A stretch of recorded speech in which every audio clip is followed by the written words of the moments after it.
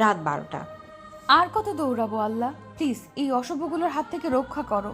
যে করেই হোক না কেন এই প্রমাণটাকে হাতছাড়া করা যাবে না। এর মধ্যেই যে হাজারো মানুষের প্রাণ জড়িয়ে আছে, একে কিছুতেই ওদের হাতে দিলে চলবে না। নিজের জীবন গেলে যাক, তবুও যেন এই প্রমাণ মিস্টার লিরিকের হাতে তুলে দিতে পারি।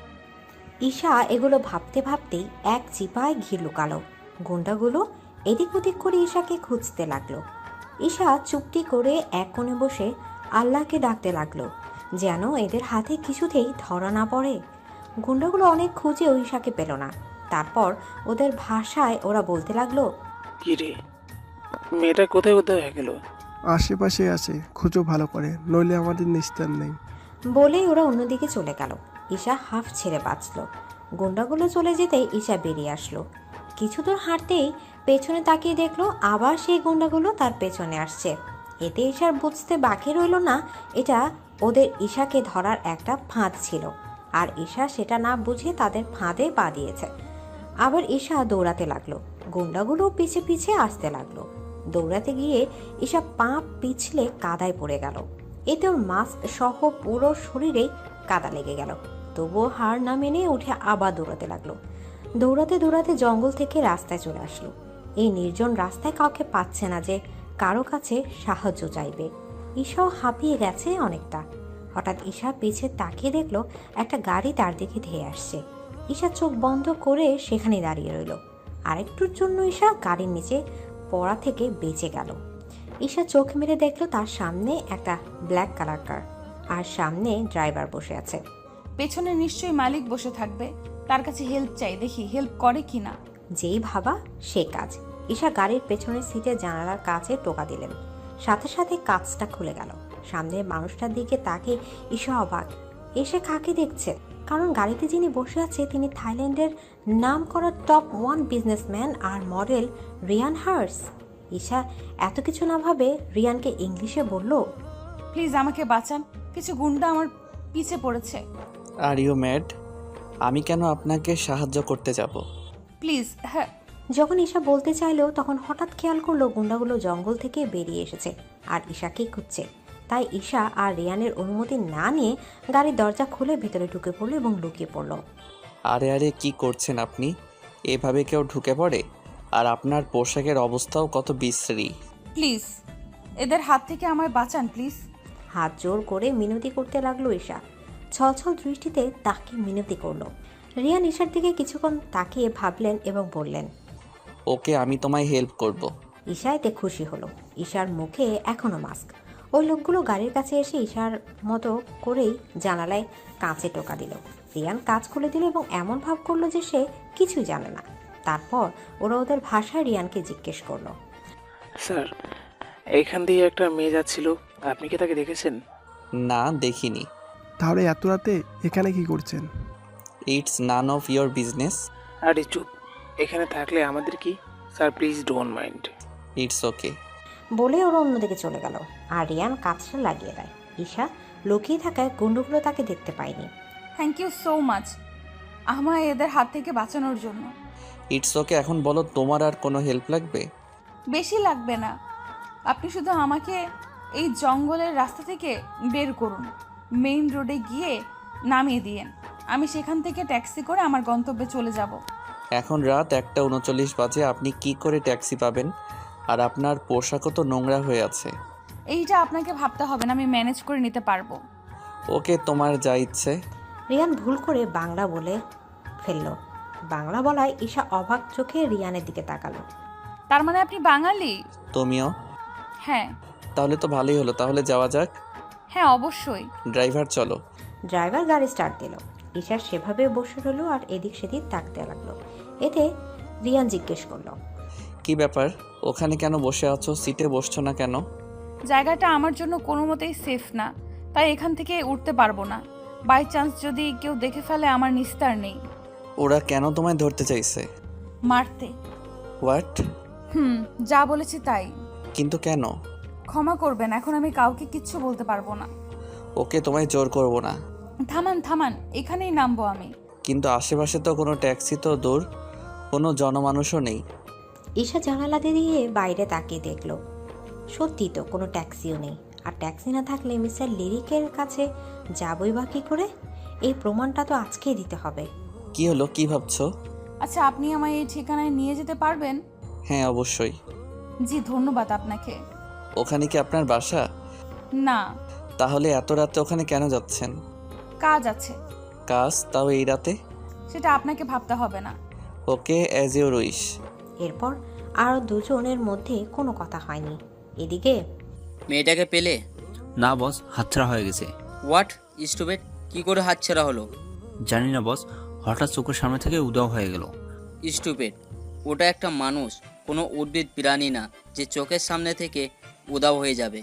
বস, আমরা তো চেষ্টা করছি। একটা সামান্য মেয়েকে তোমরা ধরে আনে আমার সামনে আনতে পারলে না, আবার তর্ক করছো। Sorry boss. আর কথা না বলে ফোন কেটে দিল। এদিকে রিয়ান ড্রাইভারকে চোখের ইশারা করতেই গাড়ি থামিয়ে দিল আর ঈশা ধন্যবাদ দিয়ে চলে গেল। আরে তোমার নামটা যা চলে গেল। মেয়েটা সত্যি অদ্ভুত, কোনো কথাই তেমন বলতে চায় না। কি জানে এই মেয়েকে মারতে চায়। আর মেয়েটার পুরো চেহারাও দেখতে পারলাম না। ড্রাইভার গো নাও। এদিকে ঈশা চারদিক ফিরে ফিরে দেখতে লাগলো কেউ আছে কিনা সেটা। চারপাশে ঘুরে ফিরে তাকিয়ে অবশেষে মিস্টার লাকিন এর বাসায় পৌঁছালো ঈশা। বিল্ডিংয়ের 8ম ফ্লোরে মিস্টার লাকিন থাকে। ঈশা লিফটে করে 8ম ফ্লোরে গেল এবং সেখানে যেয়ে মিস্টার লাকিনের দরজায় নক করলো। কিছুক্ষণের মধ্যে একজন মহিলা দরজা খুলে দিল। মহিলাটি মিসেস লাকিন। ঈশা তাকে থাইল্যান্ডের ভাষায় বলল, সেন সামরাত পাহাব কপ ক্রুদিমাই, আমি কি স্যারের সাথে দেখা করতে পারি? মহিলার অনুমতি পেয়ে ভেতরে ঢুকলো ঈশা। বাংলাদেশের মতো ওদের দেশের তেমন কোনো মিল নেই। রাত 1টা-2টার সময় কোনো মেয়ে বাইরে থাকা কোনো ব্যাপারই না। ভেতরে এসে দেখে মিস্টার লাকিন তার স্টাডি রুমে বসে বই পড়ছেন। বই থেকে চোখ সরিয়ে ঈশার দিকে তাকালেন। ঈশাকে দেখে বই রেখে এক প্রকার দৌড়ে আসলেন মিস্টার লাকিন। মিলাক রামথুন মাই, প্রমাণ পেয়েছো? সাইসা স্ট্রাকচার বলে ঈশা প্রমাণটা মিস্টার লাকিনের দিকে এগিয়ে দিলেন।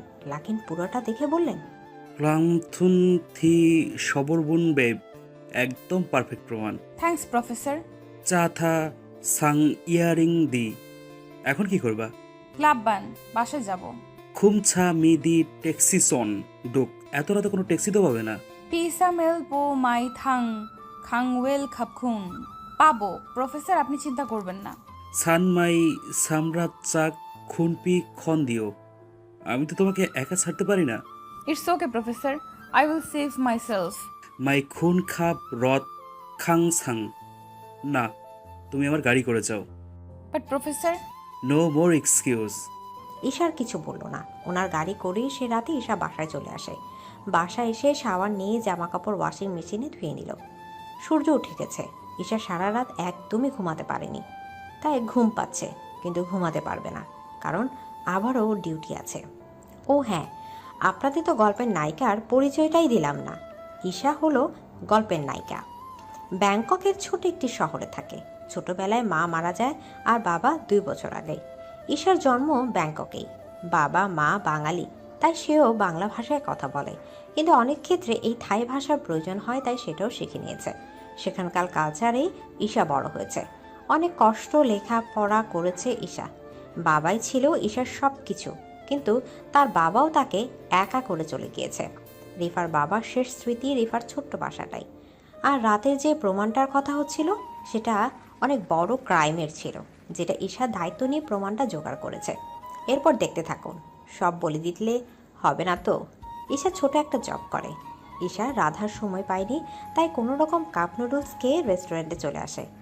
হ্যাঁ, ঈশা একটি রেস্টুরেন্টের ওয়েটার হিসেবেই কাজ করে, সকাল 10টা থেকে বিকেল 5টা। কাল ঈশা রেস্টুরেন্টের কাজ সেরেই প্রমাণ জোগাতে গিয়েছিল। বেচারি অনেক টায়ার্ড, তাই ঘুমে বারবার দুলছে। এই ঈশার দোলুনি দেখে রাতে কু বলতে লাগলো। থাই ল্যাঙ্গুয়েজেই বলল, তুমি ঠিক আছো Isha? Yes, I am all right. I think তোমার ঘুম আসছে, আমি কফি বানিয়ে আনছি, ওয়েট। আরে না না, রাতে কু বললাম তো, আমি ঠিক আছি, কফি বানানোর কোনো প্রয়োজন নেই। তুমি ভালো করেই জানো ম্যাম কী রকম। ম্যাম দেখলে বড় গন্ডগোল হয়ে যাবে, তাই যা বলছি তাই করো। ম্যাম ওর কথা শুনে ঈশা চুপসে গেল, কারণ ওদের ম্যাম অনেক রাগী এবং বদমেজাজি। একটু এদিক ওদিক হলেই রাগারাগি শুরু করে দেয় এবং জবটা করতে দেয় না। তেমন কেউই টিকতে পারে না এই ম্যামের মেজাজের কাছে। যারাও টিকে তারাও ভয় ভয় থাকে, যেমন ভয় ঈশাও পাচ্ছে। তবে ঈশা আর রাতিকুই একমাত্র মেয়ে যারা গত 1 বছর ধরে এখানেই আছে। রাতিকু কিছুক্ষণের মধ্যে কফি এনে ঈশাকে দিল। ঈশা চুপচাপ সেটা খেয়ে নিল। খাওয়ার পর ঈশা রিল্যাক্স ফিল করতে লাগলো। হঠাৎ টিভি নিউজে সবাই যা দেখলো তাতে সবাই খুশিতে মেতে উঠল এবং ঈশার মুখে হাসি ফুটল। আল্লাহ, তোমার দরবারে অসংখ্য শুক্রিয়া, আমি পেরেছি আমার কথা রাখতে।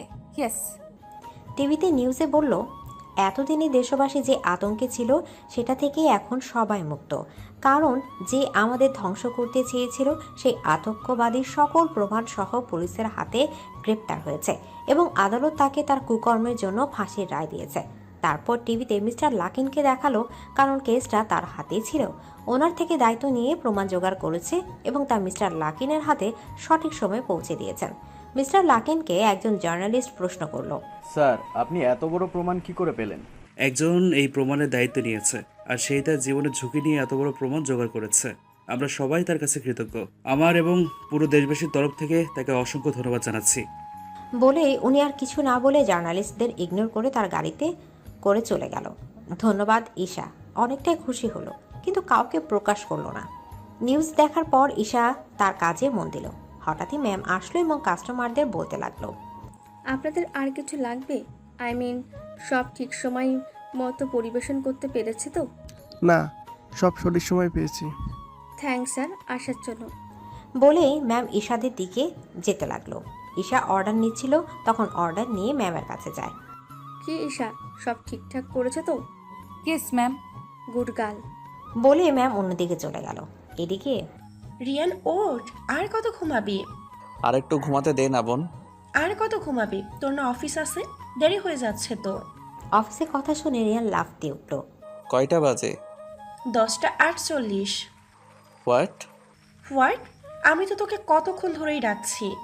ওহ আপুই, 12টা ইম্পর্টেন্ট মিটিং আর তুই এখন ডাকছিস? আমি তোকে এখন না, 2 ঘন্টা ধরে ডাকছি। ও গড। বলে দৌড়ে ওয়াশরুমে ফ্রেশ হতে চলে গেল। এই ছেলেকে নিয়ে আর পারি না। প্রতিদিন রাতে লেট করে বাড়ি ফিরবে আর সকাল হলে তাড়াহুড়ো। ধুর। এদিকে বলে রায়না সার্ভেন্ট দিয়ে রুম গুছিয়ে নিল। রিয়ান ফ্রেশ হয়ে নাস্তা করে অফিসে চলে গেল।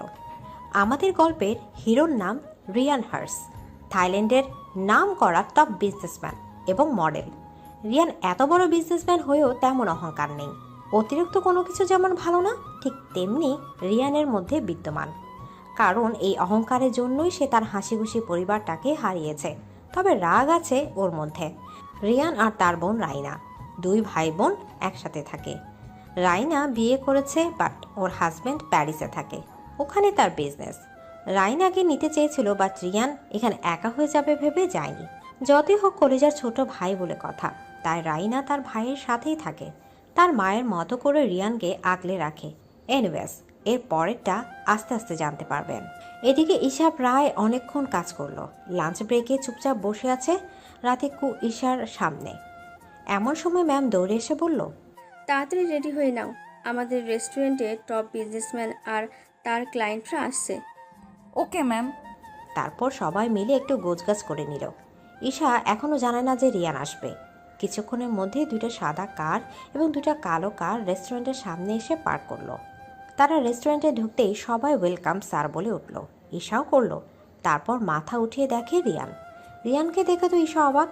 পালানোর চেষ্টা করলে পরক্ষণে মনে পড়ে থাকে তো রিয়ান দেখেনি। তাই ঈশা হাফ ছেড়ে বাঁচল। রিয়ান ভেতরে গিয়ে এক কোণায় গেল।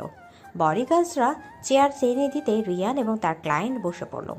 ক্লায়েন্ট রিয়ানকে ইংলিশে জিজ্ঞেস করলো, মিস্টার হার্স, এই রেস্টুরেন্টটা কি আপনার? না, আমার আন্ডারে আছে, কিন্তু এর মালিক অন্য কেউ।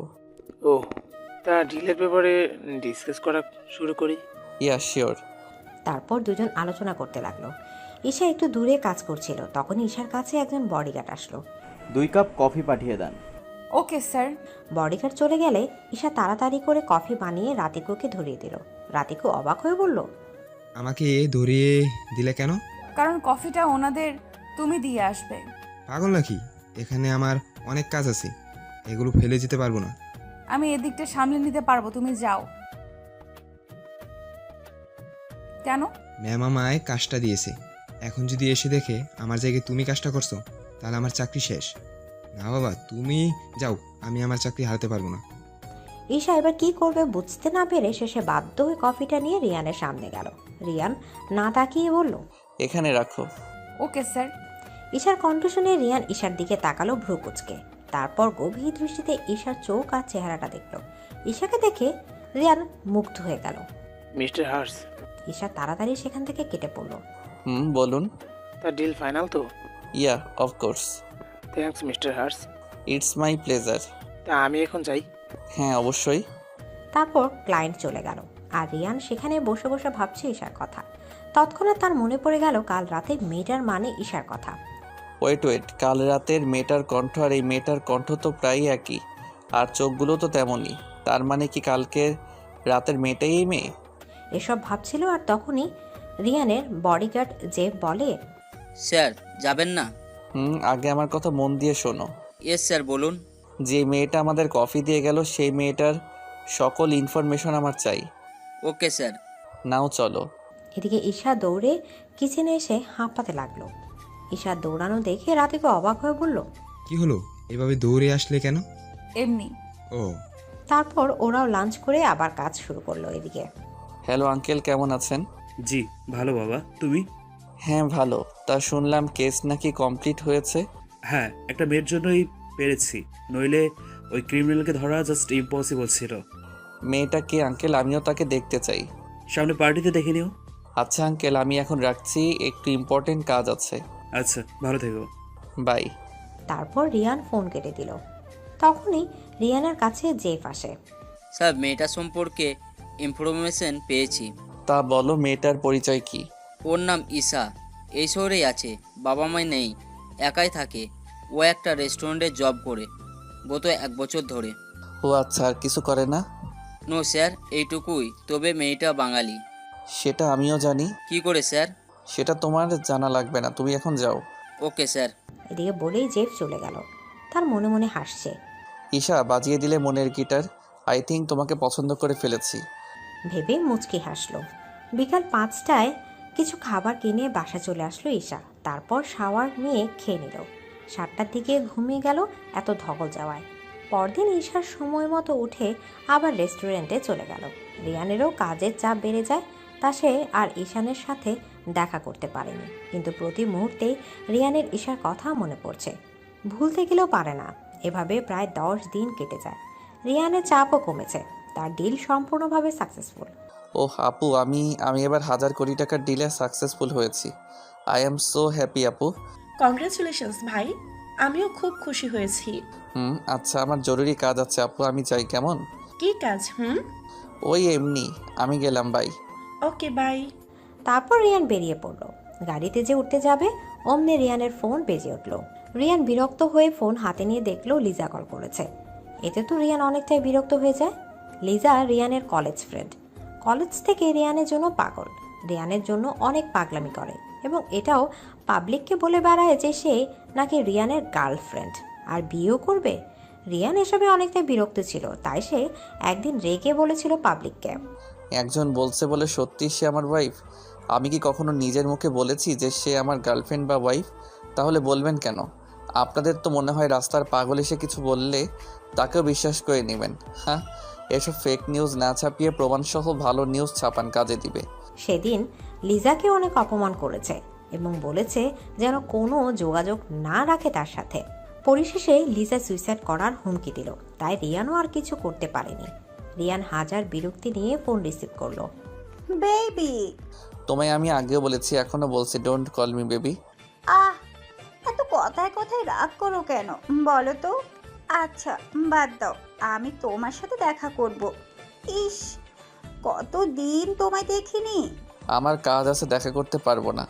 ওহ বেবি, প্লিজ আসো না। বললাম না কাজ আছে, don't disturb me.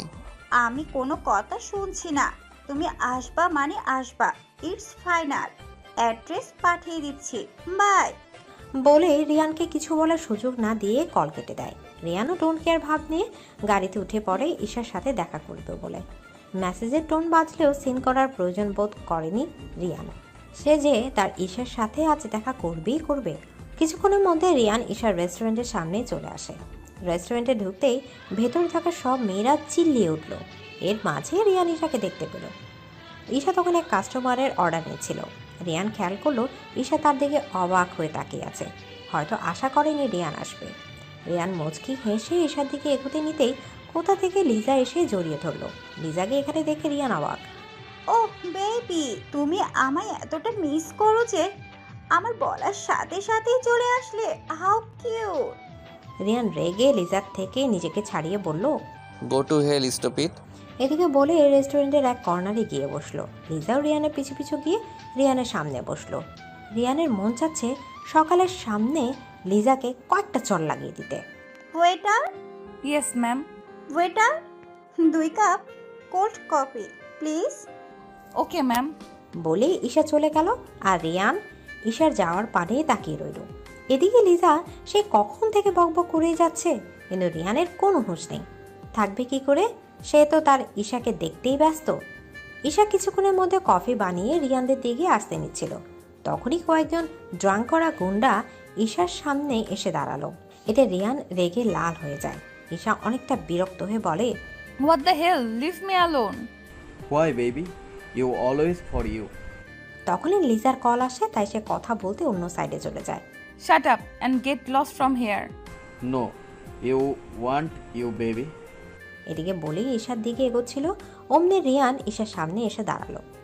Don't disturb her otherwise. বলে রিয়ান ছেলেগুলোকে বাইরের দিকে ইশারা করলো। ছেলেগুলো বাইরে তাকালো এবং দেখলো বাইরে পুলিশ। পুলিশ দেখে ছেলেগুলো ঢোক গিলে সেখান থেকে কেটে পড়লো। রিয়ান পিছে ঘুরে ঈশাকে জিজ্ঞেস করলো, are you okay? Yeah, thank you sir. এই তুমি এই ওয়েটার সাথে কি করছো? Liza, behave yourself. Okay okay, now চলো কফিটা শেষ করি।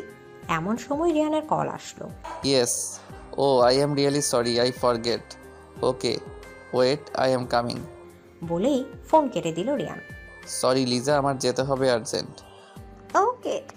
তারপর রিয়ান বিল পে করে চলে গেল, কিন্তু রিয়ান তার একটা ব্যাগ রেখে যায়। ঈশা ব্যাগটা দেখতেই সাথে সাথে রিয়ানকে পেছন থেকে ডাকে, কিন্তু রিয়ান এতটাই তাড়াহুড়ো ছিল যে ঈশার ডাক শুনতে পায়নি। ঈশা রিয়ানের কিছু পিছু নিল রিয়ানকে ব্যাগটা দেওয়ার জন্য। রিয়ান গাড়ি করে যায়, তাই ঈশাও ট্যাক্সি করে রিয়ানের পিছু নিতে থাকে। পিছু নিতে নিতে ঈশা একটি বড় শুটিং ক্লাবে ঢুকে পড়ল। বারবার শুনুন শুনুন করে পেছন থেকে ডাকছে, কিন্তু রিয়ান কিছুতেই শুনছে না। ঈশা রিয়ানের পিছু নিতে নিতে একটা শুটিং প্যানেলে চলে আসলো। যে রিয়ানের কাঁধে হাত রাখবে ব্যাগটা দেওয়ার জন্য, তখনই দুইটা মেয়ে আরেকটা মধ্যবয়সী লোক ঈশার সামনে এসে দাঁড়ালো এবং ফিসফিস করে বলতে লাগলো। ঈশাকে কোনো মতেই আর রিয়ানের কাছে যেতে দিল না, আর ঈশাও রিয়ানকে হারিয়ে ফেললো। রিয়ান চেঞ্জিং রুমে চলে আসে চেঞ্জ করার জন্য। হ্যাঁ, রিয়ান একজন মডেলও, এখন তার ফটোশ্যুট হবে, তাই সে এখানে এসেছে। লোকটি আর দুটোর কথোপকথন এমন। ডিরেক্টর স্যার, এই মেয়েটি পারফেক্ট আপনার ফটোশ্যুটের জন্য। আমারও তাই মনে হচ্ছে। তো স্যার, এখন কি করা উচিত? আমাদের girl model as absent, so I think ওকে দিয়েই আমাদের কাজ চালাতে হবে। আর ইউ সিওর স্যার, এই মেয়েটি ভালোভাবে সব করতে পারবে? হ্যাঁ, আমার তো তাই মনে হচ্ছে। আর এখন কিছুই করার নেই, এই ফাইলটার জন্য অনেকেই অপেক্ষা করছে। ওকে স্যার, আপনি যা বলবেন। তারপর ডিরেক্টর চলে গেল, আর মেয়ে দুটো ঈশার সামনে দাঁড়িয়ে রইল। ম্যাম, আসুন আমাদের সাথে। কোথায় যাব? আপনি আমাদের নেক্সট ফটোশ্যুটের জন্য সিলেক্ট হয়েছেন। কিন্তু আমি তো কোনো অ্যাপয়েন্টমেন্ট দেইনি, তাহলে কি করে সিলেক্ট হলাম? আমাদের ডিরেক্টর আপনাকে পছন্দ করে সিলেক্ট করেছে, কোনো অ্যাপয়েন্টমেন্ট নয়। আমি ফটোশ্যুট করতে চাই না, সরি। আমি তো রাজি হয়েছে। আরে আমি কখন? নিয়ে চল। আরে আমার কথা তো শুনুন। কে শুনে কার কথা? মেয়ে দুটো ঈশাকে জোর করে চেঞ্জিং রুমে নিয়ে গেল। এদিকে চেঞ্জিং রুমে নিয়ে গিয়ে ঈশাকে জোর করে ড্রেস পরালো। ঈশা তো সেই কখন থেকে বলছে আমি রিয়ান স্যারের সাথে দেখা করব, কিন্তু মেয়ে দুটো বলছে আপনি আগে রেডি হয়ে নিন। ঈশাকে জোর করে মেকআপ আর্টিস্টের কাছে নিয়ে গেল। প্রায় 2 ঘন্টা ঈশার সাথে যুদ্ধ করলো মেয়ে দুটি। হয়েছে, অনেক করেছেন আপনারা।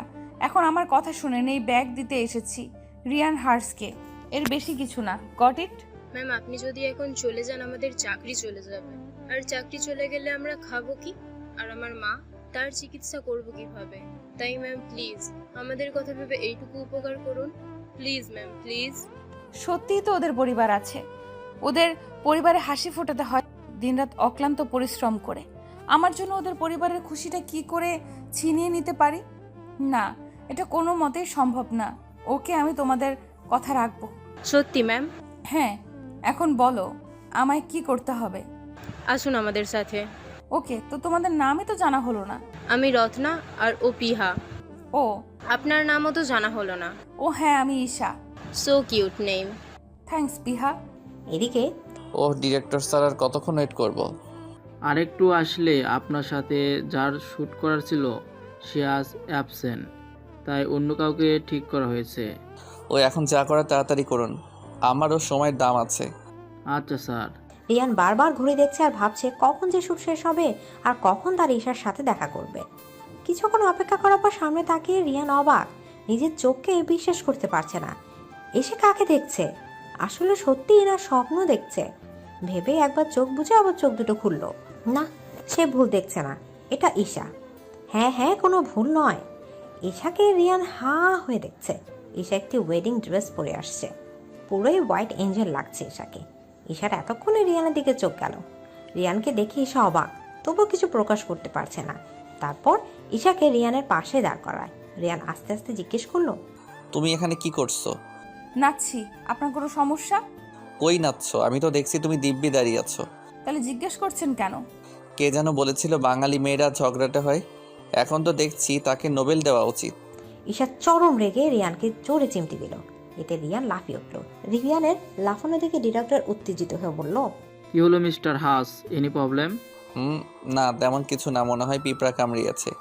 আপনাদের যা করার তাড়াতাড়ি শুরু করুন। স্যার ম্যাম এভাবে পোজ দিন। ওকে, তো ডার্লিং পারবে তো? Mind your language mister Hearts. Okay okay. তার ফটোগ্রাফার ঈশাকে বলল রিয়ানের কাঁধে হাত রাখতে বলে, আর রিয়ানকে বলে ঈশার কোমরে হাত দিতে। এটা শুনে ঈশার শরীর দিয়ে কেমন যেন শীতল হাওয়া বয়ে গেল। রিয়ান মুচকি হেসে ঈশার কোমরে হাত দিল। এতে ঈশা কেঁপে উঠে আর রিয়ান হাসে। কি হলো, আমার কাঁধে হাত দাও। ঈশা আস্তে আস্তে চোখ ফেলে মাথা নাড়ালো আর কাঁপা কাঁপা হাতে রিয়ানের কাঁধে হাত রাখলো। দুজন দুজনের অনেকটাই কাছে। ঈশা ভারী ভারী নিঃশ্বাস ফেলছে, কারণ এই প্রথম কোনো ছেলের এত কাছে সে। ঈশার এমন নিঃশ্বাস নেওয়াটা রিয়ানের খুব ভালো লাগছে। ফটোগ্রাফার পিক তুলছে, পিয়া আর রত্না ডিরেক্টরকে বলছে, দেখেছেন স্যার কত কিউট কাপল? হ্যাঁ, তা তো দেখতেই পারছি। স্যার আপনার পছন্দ আছে বলতে হবে। নাও নেক্সট শ্যুটের পালা। তারপর রিয়ান আর ঈশা আরও কিছু শ্যুট করে। শ্যুট করতে করতে প্রায় সন্ধ্যা হয়ে যায়। শ্যুট শেষ হতেই ঈশা চেঞ্জিং রুমে চলে যায় চেঞ্জ করতে। চেঞ্জ সেরে বাইরে এসে দেখে রত্না আর পিহা ঈশার জন্য অপেক্ষা করছে। রত্না মুচকি হেসে বলল, থ্যাঙ্কস ম্যাম, আমাদের কথা রাখার জন্য। আপনি সত্যি আমাদের আজ অনেক বড় উপকার করেছেন।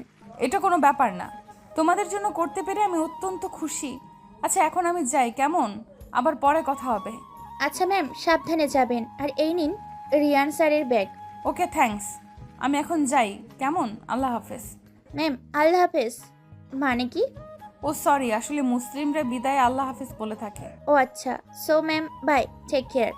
By you too. তারপর ঈশা চেঞ্জিং রুম থেকে বেরিয়ে গেল। ঈশা বেরোতেই রিয়ান ঈশার সামনে এসে দাঁড়ালো। এতে ঈশা অবাক। আপনি এখানে? হ্যাঁ, আমি ছাড়া আর কে হবে শুনি? আপনি এত বাচাল, জানতাম না তো। পাগল বলো, বাচাল বলো, যা ইচ্ছা বলো, আমি বলবো সবটাই তোমার জন্য। উফ হয়েছে, অনেক বলেছেন। এখন আপনার ব্যাগটা নিন। আপনার এই ব্যাগ আজ আমায় অনেক ঝামেলায় ফেলেছে। ও আচ্ছা, তুমি আমায় ব্যাগটা দিতে এসেই ফেসেছো? বাহ, ব্যাগ তুই যদি মানুষ হতি তাহলে আমার সব কিছু তোরে দিয়ে দিতাম। এক্সকিউজ মি, আপনি কি তার ছিঁড়ে নাকি? হ্যাঁ, তোমার জন্যই। উফ, সেই কখন থেকে তোমার জন্য শুরু করেছেন। কি প্রবলেমটা কি আপনার একটু বলতে পারেন? Cause I love you. মজা নিচ্ছেন? একদমই না। Do you love me? No, I don't. Oh come on, মিথ্যা বলিও না please. I know love me. আমারও তো ইচ্ছা নেই মিথ্যা বলার। ওকে এখন সরেন, আমি বাসায় যাব। আহা, এত তারা কিসে? চলো আমি তোমায় ড্রপ করে দেই। নো থ্যাঙ্কস, আমি একাই যেতে পারবো। পাগল নাকি, এত রাতে তোমায় একা ছাড়বো? মাত্র 8টা বাজে। রাত কোথায়? আমার কাছে রাতই লাগছে, তাও অনেক রাত। হ্যাঁ, পথ ছাড়ুন বলছি। আমার সাথে যাবা মানে যাবাই। কখনো না। বলে রিয়ানকে ধাক্কা দিয়ে ঈশা পালাতে নিল। অমনি রিয়ান হাত ধরে ফেললো আর ঈশা রিয়ানের হাত থেকে ছাড়া পাওয়ার জন্য মুচড়ি করছে। আপনার সাহস কি করে হলো আমার হাত ধরার? আমার সাথে যাবে তাই? কখনো না। তাহলে আমিও ছাড়ছি না। আরে ডিরেক্টর স্যার কিছু বলবেন? ডিরেক্টরের কথা শুনে রিয়ান ঈশার হাত ছেড়ে পিছে তাকালো, কিন্তু ডিরেক্টর নেই আর ঈশা এই ফাঁকে পালালো। রিয়ান রেগে যে ঈশাকে বকতে যাবে, দেখে ঈশা গায়েব। রিয়ান তো সেখানে দাঁড়িয়েই হাসছে। এই মেয়ে তো হেব্বি চালাক, তবে আর কতক্ষণ পালিয়ে পালিয়ে বেড়াতে পারো সেটা আমিও দেখে নিব। বলে আবার হাসতে লাগলো। ঈশা ট্যাক্সি থেকে নেমে বাসা যাওয়ার জন্য হাঁটছে। এই রাস্তায় ট্যাক্সি চলাচল নিষেধ, শুধু নিজেদের গাড়ি ঢুকতে পারবে। আর ঈশার নিজের গাড়ি নেই, তাই হেঁটেই যায়। হেঁটে যাচ্ছিল তখনই ঈশা গুলির শব্দ শুনতে পায়। আওয়াজটা আসছিল একটা ভাঙা ফ্যাক্টরি থেকে। এখানে কেউ থাকে না, গভর্নমেন্ট থেকে এটা ভাঙছে। গুলির শব্দ পেতে ঈশা মুখে মাস্ক পরে নিল আর হাতে গ্লাভস। তারপর খুব সাবধানে ফ্যাক্টরিটাতে ঢুকলো, কিন্তু ঈশা কাউকে পেল না। কিন্তু দেখতে পেল একজন লোক মাটিতে কাতরাচ্ছে। ঈশা দৌড়ে লোকটার কাছে গেল। লোকটাকে হাড় বরাবর গুলি করেছে। ঈশা লোকটির মাথা নিজের কোলে রেখে বলতে লাগলো, আপনাকে কে মেরেছে? লোকটি শেষ নিঃশ্বাস ত্যাগ করলো। ঈশা নিশ্চিত হয়ে পড়ল, আর তার অনেক খারাপ লাগছে এটা ভেবে যে ঈশার সামনে একটা মানুষ ধুকে ধুকে মরল। কিন্তু ঈশা কিছুই করতে পারল না। ঈশা তারপর কিছু না ভেবে আবার আড়ালে চলে গেল, কারণ যারা খুনি তারা যে কোনো সময় এসে চেকও করতে পারে। আড়ালে থেকে ঈশা মিস্টার লাকিনকে কল দিল। হ্যাঁ ঈশা, কেমন আছো? স্যার এখন এগুলো বলার সময় নেই, এখানে অনেক বড় সমস্যা হয়ে গেছে। কেন, কি হয়েছে? তারপর ঈশা প্রথম থেকে শেষ পর্যন্ত সবটা খুলে বলল। মিস্টার লাকিন সবটা শুনে কিছুক্ষণ চুপ থেকে বলতে লাগলো, আচ্ছা ঠিক আছে, দেখছি। কাল কিন্তু তোমার আরেকটা মিশন আছে, মিশন শুরু। হ্যাঁ প্রফেসর। কি পারবে তো সেটা সম্পন্ন করতে? কালকে তোমার পুরো গ্যাং নিয়ে যেতে হবে কিন্তু। হ্যাঁ প্রফেসর, আমি পারবো, আমাকে যে পারতেই হবে। আচ্ছা ঠিক আছে, আর লাস্টটা যে জায়গায় আছে সেখানে থাকতে দাও, কাল সকালে যা করার করবো। আচ্ছা প্রফেসর, গুড নাইট। আর হ্যাঁ, অবশ্যই কিন্তু কালকে গ্যাং নিয়ে আসবা, কাল তোমার নতুন পরীক্ষা, তৈরি থেকো। হ্যাঁ স্যার, আমি সময় মতো তৈরি থাকবো। ঠিক আছে, এখন তাহলে বাসায় চলে যাও, এখানে ওখানে নিরাপদ নও তুমি। আচ্ছা প্রফেসর, কাল দেখা হচ্ছে। Good night, bye. যত কথা রাখা ছিল এই বুকে জমা, তোমাকে জানিয়ে দিলাম ও প্রিয়তমা, তোমাকে জানিয়ে দিলাম ও প্রিয়তমা। চোখ বন্ধ করে ঈশাকে অনুভব করে গানটা গাইল। গানটা যেন ঈশাকে ডেডিকেট করে করা। গান শেষ করে পেছনে তাকাতে দেখে রাইনা হাতে হাত গুজে রিয়ানের দিকে ভ্রু কুচকে তাকিয়ে আছে। কি এভাবে তাকিয়ে আছিস কেন? যে 4 বছরেও একবারও গিটার ছুঁয়ে দেখেসনি, সে আজ গিটার বাজিয়েছে, আমার সাথে গান। হাউ পসিবল ইয়ার? তুই জানলি কি করে আমি গান গেয়েছি? আমার রুম থেকেই শুনতে পেলাম। দেন এখানে এসে দেখি তুই গাচ্ছিস। প্রেমে পড়েছিস বুঝি? ও কেমন প্রেম, তাও আমি ইটস নট ফেয়ার দিই। সেটা আমার ভালোই বোঝা হয়ে গেছে। কোনটা কি এখন বলবি, না তোর পিছে গোয়েন্দা লাগাবো? উফ জি ভাই। রাইনার হাজবেন্ডকে জিবাই বলে ডাকে। ভালোই করেছে তোমাকে নেয়নি, নইলে মাথা খেয়ে ফেলতে। কি বললি তুই? ঠিকই তো বললাম, জি ভাই নিজে বাঁচার জন্য আমার ঘাড়ে চাপিয়ে দিয়ে গেছে। তবে রে, বলে রিয়ানের দিকে তেড়ে গেল। আর রিয়ান রাইনাকে একটা টেডি বিয়ার ধরিয়ে দিল। রাইনা তো টেডি বিয়ার দেখে সেই খুশি, আর রিয়ান বেচারা হাফ ছেড়ে বাঁচল। রাইনা কিছুক্ষণ টেডি বিয়ারের দিকে দেখে নিল, তারপর বলল, আজ টেডি বিয়ারটা দিলি বলে মারের হাত থেকে বেঁচে গেলি, কিন্তু আমি এখনো রেগে আছি। কিভাবে ভাঙাবো? সত্যি বলতে হবে। মিথ্যা কবে বললাম? আবার? ওকে ওকে কুল, এখন বল কি বলবি? কাউকে ভালোবাসিস? তোর থেকে যেহেতু আর লুকাতে পারবো না সেহেতু বলেই দিই। অবশ্যই অবশ্যই। তাহলে আমার উত্তর হলো হ্যাঁ। Like seriously? তুই আবার ভালোবাসা? কেন ভালোবাসতে পারি না বুঝি? আচ্ছা বল কেমন দেখতে, আর নাম কি? নাম ঈশার, দেখতে কেমন সেটা না হয় পরে দেখব। ঠিক আছে, তা মেয়েটা ঈশা কি করে? রেস্টুরেন্টের ওয়েটার। হোয়াট? সামান্য একটা ওয়েটারের প্রেমে পড়লি তুই? জানিস ওর কাজের থেকে ওর কথাবার্তা মায়াবী ফেস, রাগি ফেস, মানে কি বলবো, সবকিছুই আমার বদভ্যাস হয়ে দাঁড়িয়েছে। রিয়ানকে এমন আনমনা দেখে রাইনা মুখ টিপে টিপে হাসছে, আর ভেতরে অনেক খুশি হলো এটা ভেবে যে তার ভাইটা একজন ভালো বাসার মানুষ পেয়েছে। তার মায়ের মৃত্যুর পর রিয়ান গান গাওয়া ছেড়ে দিয়েছে, আর আজ সেই রিয়ান মন খুলে গান গেয়েছে। আচ্ছা, অনেক বলেছিস, এখন খেয়ে ঘুমিয়ে পড়, অনেক রাত হয়ে গেছে। ওকে, গুড নাইট। গুড নাইট বলে রাইনা চলে গেল, আর রাইনা চলে যেতেই রিয়ান লাইট বন্ধ করে ঘুমিয়ে পড়ল। এদিকে হ্যালো ম্যাম। হ্যাঁ ঈশা বলো। আসলে আমার সর্দি জ্বর হয়েছে, তাই কিছুদিনের জন্য ছুটি চাইছি। আমি কি ছুটি পেতে পারি ম্যাম? ও সো স্যাড। হ্যাঁ অবশ্যই, তুমি রেস্ট নাও আর মেডিসিন নেবে ঠিক মতো, বুঝলে? হ্যাঁ ম্যাম, ভালো থাকবেন। তারপর ঈশা ম্যামের ফোন কেটে দেয়। ফোন হাত থেকে রেখে আকাশের দিকে তাকিয়ে রইল। আল্লাহ, কাল থেকে আমার আরেক পরীক্ষা, আমি পারবো তো? আমার কাজটা ঠিক মতো করতে পারবো তো? আমার বাবা কাল থেকে তোমার মতোই একটা নাম হবে আমার। তোমার সম্মান আর কঠোর পরিশ্রমের জন্যই আমি এই পথে যাচ্ছি। পারবো তো তোমার মতো করে কাজ করতে? এসব ভাবতে ভাবতে ঈশার গাল বেয়ে 2 ফোঁটা জল গড়িয়ে পড়ল। তারপর তাড়াতাড়ি শুয়ে পড়ল, নইলে কাল যেতে লেট করে ফেলবে। পরদিন সকালে ঈশা ঘুম থেকে উঠে ফ্রেশ হয়ে নিল। তারপর নিজের রুমে গিয়ে একটি ফুলদানি হাতে নিল। সাথে সাথে সব দরজা জানালা খুলে গেল। সেটা থেকে আস্তে আস্তে সিঁড়ি দিয়ে নেমে চলে এলো, যাকে বলে আন্ডারগ্রাউন্ড হোম। এটা সম্পূর্ণ ঈশার বাবার তৈরি। উপরে যতটা সাধারণ, ওদের বাসার নিচে তার থেকেও বেশি আধুনিক আর সুন্দর। ঈশা যা করার এখানে করে। পুরো রুমটাতে খুব ভালো ফার্নিচার, ফটোগ্রাফ দিয়ে সাজানো। Isha black jeans, black dress, black mask, black shoe, black cap এবং হাতে ব্ল্যাক গ্লাভ। ক্যাপটাকে এমনভাবে পরলো কেউ ঈশার চোখ দেখতে পারবে না। তারপর ঈশা রুমের আরেকটা সাইডে গেল এবং একটা সুইচ চাপলো। সুইচ চাপতে বেরিয়ে এলো বিভিন্ন ধরনের বন্দুক আর রাইফেল। ঈশা সেখান থেকে নিজের পছন্দ মতো একটা গান নিল। তারপর আবার সেই সুইচটা চাপলো। অমনি গান আর রাইফেলগুলো আগের মতো দেখা যায় না। গানটা নিয়ে ঈশা আরেক দিকে গেল। সেখানে একটা গাড়ি রাখা।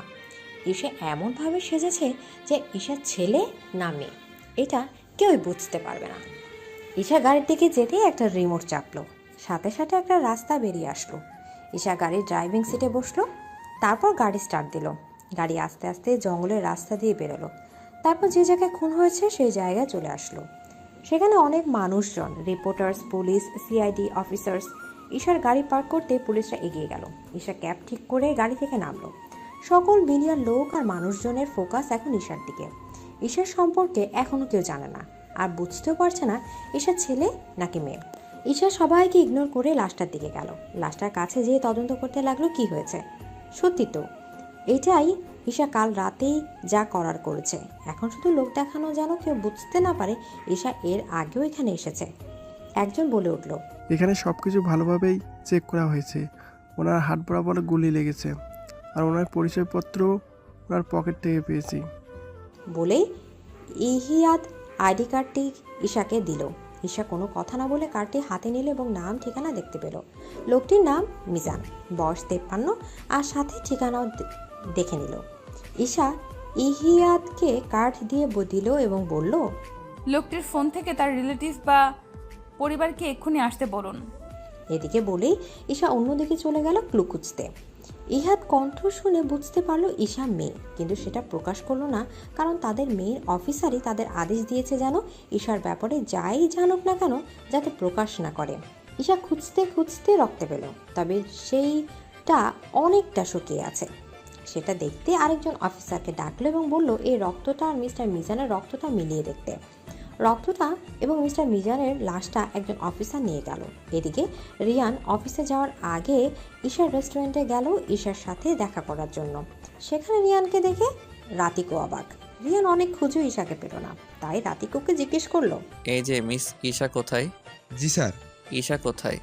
ও ঈশা তো আসেনি। আসেনি মানে কেন? অসুস্থ, তাই আসেনি। কি হয়েছে আমার ঈশার? জ্বর ঠান্ডা মনে হয়। ও মাই গড। বলেই রিয়ান বেরিয়ে গেল আর সোজা ঈশার বাসায় গিয়ে গাড়ি থামলো। রিয়ান বারবার বেল বাজাচ্ছে, কিন্তু ঈশার কোনো খবর নেই। এতে রিয়ান আরও চিন্তিত হয়ে পড়েছে। তারপর আর অপেক্ষা করতে না পেরে শেষে রিয়ান তার বডিগার্ডদের দরজা ভাঙতে বলল। এদিকে রিয়ান দরজা ভেঙে ভেতরে ঢুকে দেখে ঈশা বেঘোর ঘুমাচ্ছে। ঈশার ঘুমন্ত মায়াবী চেহারা দেখে রিয়ানের কেমন যেন নেশা ধরে যাচ্ছে। রিয়ান তার বডিগার্ডদের বেরিয়ে যেতে বলল, তারাও বেরিয়ে যায়। আর রিয়ান আস্তে আস্তেই ঈশার দিকে এগোচ্ছে। ঈশাকে রিয়ান যতই দেখছে ততই পাগল হচ্ছে। রিয়ান ঈশার পাশে বসে এক ধ্যানে ঈশার দিকে তাকিয়ে আছে। মনে হচ্ছে যেন রিয়ান সারা জীবন কাটিয়ে ফেলতে পারবে ঈশার এই ঘুমন্ত চেহারাটা দেখে। রিয়ান আস্তে আস্তে একটা ভালোবাসার পরশ এঁকে দিল ঈশার কপালে। এতে ঈশা কিছু না নড়ে চড়ে উঠল। আস্তে আস্তে চোখ খুলে দেখলো রিয়ান তার পাশে বসে আছে। রিয়ানকে দেখে ঈশা লাফ দিয়ে উঠল। ঈশার এমন লাফ দেওয়া দেখে রিয়ান ভয়ও পেয়েছে, আবার বড়ও হয়েছে। উনি এখানে কি করছেন? আর আমি বা আমার বাড়িতে কি করে? আমি না খুনের ওখানে ছিলাম? হে আল্লাহ, উনি কি তাহলে আমাকে এখানে এনেছেন? জেনে গেছে নাকি আমার আসল পরিচয়? উফ থুর, কি যে হচ্ছে আমার সাথে। কি হলো এইভাবে লাফিয়ে উঠলে যে? আপনি এখানে কি করছেন? আমার বাড়ির ঠিকানা কোথায় পেলেন? আহা, এত উত্তেজিত হওয়ার কোনো প্রয়োজন নেই, তুমি শুয়ে পড়ো। আস্তে আস্তে সব বলছি, এখন তুমি অসুস্থ। ঈশা নিজের হাত কপালে দিয়ে দেখলো সত্যি সত্যি জ্বর। এ মা, আমার জ্বর আসলো কি করে? সকালে তো জ্বর ছিল না, আর এখন এত মাত্রায় জ্বর, বাট কি করে? মনে মনে হাত দিয়ে বুঝলে তো জ্বর আছে। হ্যাঁ। এখন লক্ষ্মীমের মতো শুয়ে পড়ো। ডাক্তারকে ফোন করে জানিয়ে দিয়েছি, উনি কিছুক্ষণের মধ্যেই চলে আসবেন। কি দরকার এত উতলা হওয়ার, তাও আমার মতো সাধারণ মেয়ের জন্য? রিয়ান রেগে ঈশা একদম কাছে চলে যায়। এতে ঈশা অনেকটা ভয় পেয়ে যায় আর কাঁপা কাঁপা গলায় বলে, কি করছেনটা কি? সরুন বলছি। আমার সবটা জুড়েই শুধু তুমি। তুমি আমার হৃদয়ের প্রতি কোনায় কোনায় আছো। জানো, তোমাকে ভাবতে ভাবতে কত নির্ঘুম রাত পার করেছি। তোমাকে ছাড়া এই রিয়ান হাসমৃত, বুঝলে? খুব ভালোবাসি যে তোমায়, তাই তো তোমায় যত্ন করতে তোমায় সারাদিন ভাবতে বলি না। আর আমি সবসময়ই এই তোর মাঝে থাকতে চাই। এদিকে রিয়ানের কথা শুনে ঈশা পুরোই স্তব্ধ। এত বড় একজন বিজনেসম্যান মডেল কিনা শুধু তার জন্য এত পাগল? এতেই বোঝা যায় রিয়ান তাকে কতটা ভালোবাসে। আপনি এখানে কি করছেন? কি করে এলেন? তোমার সাথে দেখা করার জন্য রেস্টুরেন্টে গিয়েছিলাম। সেখানে তোমায় না পাইনি, পরে জানতে পারি তুমি অসুস্থ, তাই এখানে চলে আসি। রিয়ানের কথায় ঈশা হাঁফ ছেড়ে বাঁচল। যাক, তাহলে উনি আমার ব্যাপারে কিছুই জানেন না, কিন্তু আমায় এখানে আনলো কে? স্ট্রেঞ্জ। মনে মনে ও আচ্ছা, আর ঠিকানা কোথায় পেলেন আমার? যাকে ভালোবাসি তার সামান্য ঠিকানা জানতে পারবো না বুঝি? ঈশা আর কিছু বলল না। কিছুক্ষণের মধ্যে ডাক্তার আসলো এবং ঈশা চেক আপ করলো। জ্বর এসেছে, অনেকটাই সাবধানে থাকবেন, রেস্টে থাকতে হবে, বেশি বেশি ঘুমাতে হবে, আর টাইম মেনটেন করে খেতে হবে। কিছু ওষুধ দিচ্ছি, সেগুলো আনিয়ে টাইমলি খাওয়াবেন। আচ্ছা ডাক্তার। তারপর ডাক্তার ওষুধ দিতে সেটা নিয়ে গেল একজন বডিগার্ড। কিছুক্ষণের মধ্যে ফিরেও এলো। তারপর রিয়ানকে ওষুধগুলো বুঝিয়ে দিয়ে চলে গেল। রিয়ান বডিগার্ডদের বলল ওষুধগুলো গাড়িতে রাখতে। তারাও রিয়ানের কথা মতো চলে গেল। উষা শুয়েছিল, অমনি রিয়ান ঈশাকে কোলে তুলে নিল। ঈশা তো 907 ভোল্টের শক খেল রিয়ানের কাণ্ডে। কিছুক্ষণ চোখ বড় বড় করে হা হয়েছিল। যখন রিয়ান ঈশাকে গাড়িতে উঠাবে, অমনি ঈশা লাফাতে লাগলো নামানোর জন্য। ছাড়ুন আমাকে। কোলে তোলার সাহস কি করে হলো আপনার? আর আমায় কোথায় নিয়ে যাচ্ছেন? নামান বলছি, নামান। ওফ আল্লাহ গো, এত জোরে কেউ চিল্লে? চুপ করো তো, সবসময় এমন মাছির মতো ভন ভন করো কেন? কি বললেন? আমি মাছির মতো ভন ভন করছি? আমি যদি মাছি হই তাহলে আপনিও কাল্লা কাক, আর কাকের মতো কা কা করে আমার মাথা খান। চুপ করবা না, আছাড় মারবো। রিয়ানের কথা ঈশা ভয় পেয়ে একদম চুপ হয়ে গেল আর শক্ত করে গলা জড়িয়ে ধরলো যদি রিয়ান সত্যি সত্যি ফেলে দেয় এই ভয়ে। ঈশার কাণ্ডে রিয়ানের রাগ ওধা হয়ে গেল আর জোরে জোরে হাসতে লাগলো।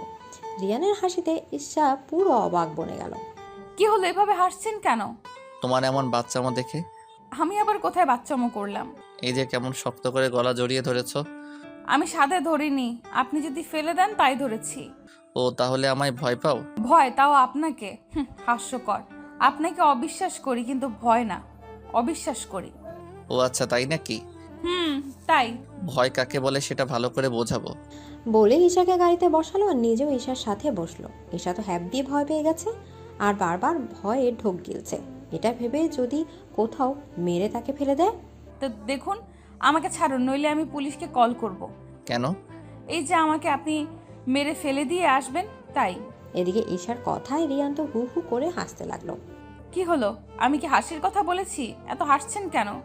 বেচারা রিয়ান হাসির জন্যই কোথায় বলতে পারছে না, এমন অবস্থা। এতে ঈশা আরো রেগে যায়। কি হলো বলবেন না? আমি চেঁচাবো? পাগল নাকি? আমি তোমায় কেন মারতে যাব? আমি তো তোমায় আমার বাসায় নিয়ে যাচ্ছি। মানে কি? আপনার বাসায় কেন নিয়ে যাবেন? তোমার কি মনে হয় এই অসুস্থ অবস্থায় তোমায় একা ছেড়ে যাব আমি? সেটা কখনোই হবে না। আমার বাসায় আমার আপু আছে, সাথে অনেক সার্ভেন্টরাও, তাই তোমার কোনো সমস্যা হবে না। বাট আমার এসবের প্রয়োজন নেই, আমি একাই থাকতে পারি, আমার অভ্যাস আছে। আমি থাকতে তোমার আর অভ্যাসের প্রয়োজন নেই, সো চুপ থাকো, নইলে আমি কিন্তু সত্যি সত্যি জঙ্গলে ফেলে দিয়ে আসবো তোমায়। ঈশা ভয়ে চুপসে গেল। তারপর রিয়ান ঈশাকে নিজের বাসায় নিয়ে গেল। বেল বাজাতে রাইনা দরজা খুলে দিল, আর রিয়ানের কোলে এভাবে একটা মেয়েকে দেখে রাইনা অবাক। ভাই, এই মেয়েটি কে, আর কেনই বা তুই ওকে কোলে নিলি? ঈশার তো মন চাচ্ছে লজ্জায় মাটিতে মিশে যেতে। কত মানুষ তাকে রিয়ানের কোলে দেখছে। ও ঈশা, এখন ভেতরে তো ঢুকতে দে নাকি? এখানে স্ট্যাচুর মতো দাঁড়িয়ে থাকবো? না না, ভেতরে আয়। তারপর রিয়ান ঈশাকে নিয়ে ভেতরে ঢুকলো।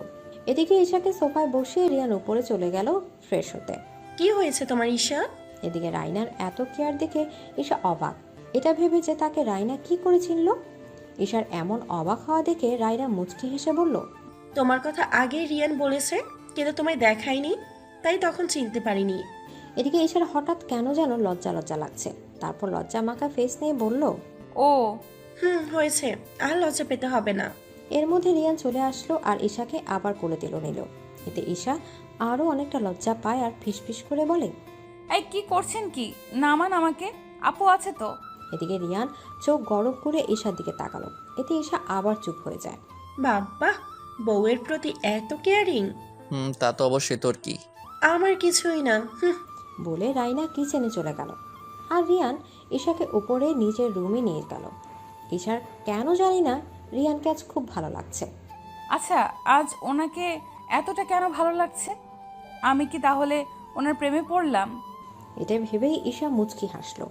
রিয়ান ঈশার দিকে তাকিয়ে দেখে ঈশা হাসছে, কিন্তু রিয়ান ঈশার হাসির কারণ খুঁজে পেল না। কি হলো, এইভাবে হাসছো কেন? না, কিছু না। ও, তুমি বসো, আমি তোমার জন্য খাবার নিয়ে আসছি। আচ্ছা। তারপর রিয়ান চলে গেল আর ঈশা নিজের ফোন নিয়ে একজন অফিসারকে কল দিল। ইয়েস ম্যাম, আপনি কি এখন সুস্থ? হ্যাঁ, এখন একটা কথা বলুন, আমি বাসায় পৌঁছালাম কি করে? আসলে ম্যাম, আপনি তদন্ত করতেই হঠাৎ সিনক্লেস হয়ে যান, তাই আমরা ধরাধরি করে আপনাকে আপনার বাসায় পৌঁছে দিয়ে আসি। ও আচ্ছা, তা কাজ কত দূর? হ্যাঁ ম্যাম, মোটামুটি ভালোই। আর জানা গেছে ভদ্রলোকটি গুলিতেই মারা যায়। সেটা আমিও জানি, অন্য নিউজ বলুন। এই রক্তের ডিএনএ আর মিস্টার মিজানের ডিএনএ কি ম্যাচ করেছে? নো ম্যাম, সেই রক্তটি অন্য কারো, হয়তো খনি। তবে হ্যাঁ, জানা গেছে মিস্টার মিজান মারা যাওয়ার পূর্বে খনিটার সাথে যথাযথই করেছে নিজেকে বাঁচানোর জন্য। ও আচ্ছা, আমি সুস্থ হলে আসার চেষ্টা করব। Okay ma'am. আচ্ছা, এখন রাখছি। এদিকে ঈশা ফোন রাখতেই দেখলো রিয়ান ঈশার দিকে খাবার নিয়ে তাকিয়ে আছে। ঈশা ভেতরে ভেতরে ভয়ে শেষ। এটা ভেবে যে রিয়ান কিছু শুনে ফেলেনি তো। কার সাথে কথা বলছিলে? ও, রাতিকও ফোন করেছিল, তার সাথেই কথা বলছিলাম। ও। রিয়ানের কেন যেন মনে হচ্ছে ঈশা তার থেকে কিছু একটা লুকোচ্ছে, কিন্তু কি সেটা সে বুঝতে পারছে না। ওকে, এখন খেয়ে নাও তো। আচ্ছা দিন। ঈশা নিজের হাতে খেতে চাইলে রিয়ান কেড়ে নিয়ে বলে, না, আমি খাইয়ে দিব, সো চুপচাপ থাকো। কিন্তু আবার ঈশার কিছু বলল না। রিয়ান নিজের হাতে খুব যত্নে ঈশাকে খাইয়ে দিল। আচ্ছা, আপনার বাবা বা মাকে যে দেখছি না? আমার মা নেই আর বাবা। ও, ক্ষমা করবেন, কিন্তু আপনার বাবা? উনি অন্য দেশে থাকেন আর তার সেকেন্ড ওয়াইফকে নিয়ে। সরি, আপনাকে এভাবে জিজ্ঞেস করা উচিত হয়নি। 2 দিন পর তো এমনি আমার বউ হবা, এতে প্রশ্ন করতেই পারো। এদিকে রিয়ানের কথায় ঈশার কিছুই বলল না, চুপচাপ মাথা নিচু করে রইল। এতে রিয়ান মুচকি হাসলো। এভাবেই চলতে থাকে। ঈশা কয়েকদিনে রিয়ানের মতো এত কেয়ারকে ভালোবেসে ফেলেছে যা প্রকাশই করেনি। ঈশা ফোনে তার টিমকে এটা ওটা করতে বলে, কারণ সে রিয়ানের বাসা থেকে কোনো মতে বের হতে পারবে না। প্রতি জায়গায় সিকিউরিটি আর বডিগার্ড। এমনিতেও ঈশা তার ড্রেসটাও আনেনি যা পরে বের হতে পারবে। হ্যাঁ, ঈশা আন্ডারগ্রাউন্ড এজেন্টস পুলিশের আর সিআইডি অফিসারদের লিডার। ঈশার উপরও একজন বস আছে, তবে তার থেকেও বেশি প্রয়োজন ঈশাকে। ঈশা শুধু একটা কথাই মন দিয়ে ভাবে, মিস্টার মিজানকে যখন ঈশা জিজ্ঞেস করেছিল যে কে তাকে গুলি করেছে, তখন মিস্টার মিজান তাকে বলেছিল যে মম। এই মমটা কে সেটাই বোঝার চেষ্টা করছে। কিছুক্ষণ ভেবেই তাড়াতাড়ি উঠে পড়ল। না, এখানে আর চুপ করে বসে থাকা যায় না, আমাকে এখন যেতেই হবে, যে করেই হোক। বলে ঈশা রেডি হয়ে বেরিয়ে গেল। রুম থেকে বেরোতে দেখলো রাইনা তার রুমের দিকে আসছে। এই কয়েকদিনে খুব ভাব জমেছে রাইনা আর ঈশা। ঈশা রেডি হওয়া দেখে রাইনা জিজ্ঞেস করলো, কি হলো, কোথায় যাচ্ছ? মানে অনেক দিন তো হলো এখানে আসলাম, আমার এখন বাসায় যেতে হবে, আর এমনিতেও আমার ডিউটি আছে। তুমি এখানেই থাকবে ব্যাস? কিন্তু আপু একটু বোঝেন, আমার যেতেই হবে। বললাম না কোথাও যেতে পারবে না। ওকে এখানে থাকবো, কিন্তু আমার পুরনো বাসাটাকেও যে ছাড়তে পারছি না। বাবার সাথে কত স্মৃতি জড়িয়ে আছে বাড়িটার। ও আচ্ছা আচ্ছা, তো যাও, সমস্যা কোথায়? আচ্ছা বলেই যেতে নিল অমনি বলল, আমাদের গার্ড তোমায় পৌঁছে দিয়ে আসবে। ঠিক আছে, তাই হবে। তারপর রিয়ানদের এক গাড়িতে করে ঈশাকে তার বাসায় পৌঁছে দিয়ে আসলো। ঈশাও বাসায় পৌঁছতে তার পোশাক পরে আন্ডারগ্রাউন্ড দিয়ে গাড়ি নিয়ে বেরিয়ে পড়লো। ঈশা আবার সেই জায়গায় আসলো আর রাত পর্যন্ত অপেক্ষা করতে লাগলো। অপেক্ষা করতে করতে এক পর্যায়ে দেখলো একটা ছেলে ড্রিঙ্ক করতে করতে আসছে আর কী সব প্রলাপ বকছে। ঈশা দ্রুত তার টিমকে ডাকলো ফোন করে। তারাও কিছুক্ষণের মধ্যে এসে ছেলেটাকে পাকড়া করলো। তারপর ঈশা ধীরে ধীরে বেরিয়ে আসলো। কি হচ্ছে কি? কে আপনারা? আর আমাকে কেন ধরে রেখেছেন?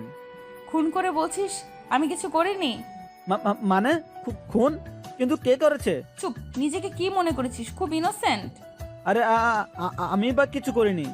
আচ্ছা মানলাম তুই কিছু করিসনি, কিন্তু তুই এত তোতলাচ্ছিস কেন? আমি সত্যি কিছু জানি না, বিশ্বাস করেন। চুপ, এখন নাম বল। মারুফ। এই রক্তের ডিএনএ আর ওই রক্তের ডিএনএ ম্যাচ করো, গিয়ে যাও। ওকে ম্যাম, এই চল। বলেই টেনে নিয়ে যেতে লাগলো আর মারুফ বারবার বলতে লাগলো, ম্যাম আমি কিছু করিনি, আমার কোনো দোষ নেই। ঈশা একটা দীর্ঘশ্বাস নিয়ে যেই পেছনে ঘুরলো সাথে সাথে চমকে উঠলো আর অবাকও, কারণ পিছে রিয়ান দাঁড়িয়ে আছে। ঈশা নিজের ক্যাপটা খুলে কাপা কাপা গলায় বলতে লাগলো, আপনি এখানে কি করছেন? সেটা তো আমার তোমাকে জিজ্ঞেস করার কথা। কে তুমি? আমি ঈশা। কি হয়েছে? আমি জানি তুমি ঈশা, তোমার আসল পরিচয় জানতে চেয়েছি। ড্যামিট। এদিকে রিয়ানের চিৎকারে ঈশা ভয়ে কেঁপে উঠল। ঈশার সাথে রিয়ান চিল্লিয়ে কথা বলছে দেখে দুজন অফিসার এসে বলতে লাগলো, মিস্টার হার্স, আপনার সাহস কি করে হয় আমাদের বসের সাথে এভাবে জোর গলায় কথা বলার? এদিকে আর কিছু বলতে নিলে ঈশা ইশারা থামিয়ে দেয়, বলে এখান থেকে চলে যেতে। তারাও চলে যায়। তারা চলে যেতেই ঈশা রিয়ানের দিকে এক পলক তাকে নিজের গাড়ি যেতে লাগলো। রিয়ানের এই ইগনোর একদম সহ্য হলো না, আবার রেগে চিল্লিয়ে বলল, কি হলো? Answer me. নিজের বাসায় যাও। বলে আবার গাড়ির কাছে যেতে লাগলো। এবার রিয়া নিজের রাগ কন্ট্রোল করতে পারলো না একদমই। সেও পেছন পেছন গিয়ে ঈশাকে গাড়ির সাথে শক্ত করে চেপে ধরলো আর ঈশা ব্যথায় কুকড়ে ওঠে। এত তেজ কিসের? হ্যাঁ, আমি বললাম না আমার অ্যান্সার দিতে, আর তুমি আমাকে ইগনোর করছো। How deer you! প্লিজ ছাড়ুন, আমায় লাগছে আমার। আগে আমার অ্যান্সার দাও, তারপর ছাড়বো। আমি বলছি সবটা। মিস্টার লাকিনের কণ্ঠ শুনে রিয়ান ঈশাকে সাথে সাথে ছেড়ে দিল আর ঈশাও নিজেকে সামলে চুপচাপ দাঁড়ালো। আঙ্কেল আপনি এখানে? আমি ঈশা, গাড়ি নিয়ে চলো তোমার বাসায়। আচ্ছা প্রফেসর। রিয়ান, ঈশার গাড়িতে ওঠো আর তোমার বডিগার্ডদের বলো তোমার গাড়ি নিয়ে যেতে। আচ্ছা আঙ্কেল। বলে রিয়ান তার বডিগার্ডদের বলে দিল গাড়ি নিয়ে যেতে। তারা গাড়ি নিয়ে যেতেই ঈশা ড্রাইভিং সাইডে বসলো। মিস্টার লাকিন পেছনের সিটে আর রিয়ান ঈশার পাশে। রিয়ান এসবের কিছুই বুঝতে পারছে না। আমরা কোথায় যাব আঙ্কেল? ঈশার বাসায়। ঈশা, স্টার্ট দাও। ওকে প্রফেসর। বলে ঈশা ড্রাইভ শুরু করলো। ঈশার এত ভালো ড্রাইভ দেখে রিয়ান অবাক। আরো অবাক হলো জঙ্গলের দিকে যাচ্ছে দেখে। জঙ্গলের দিকে কেন? তোমার বাসা তো ওই দিকে। দেখে যাও।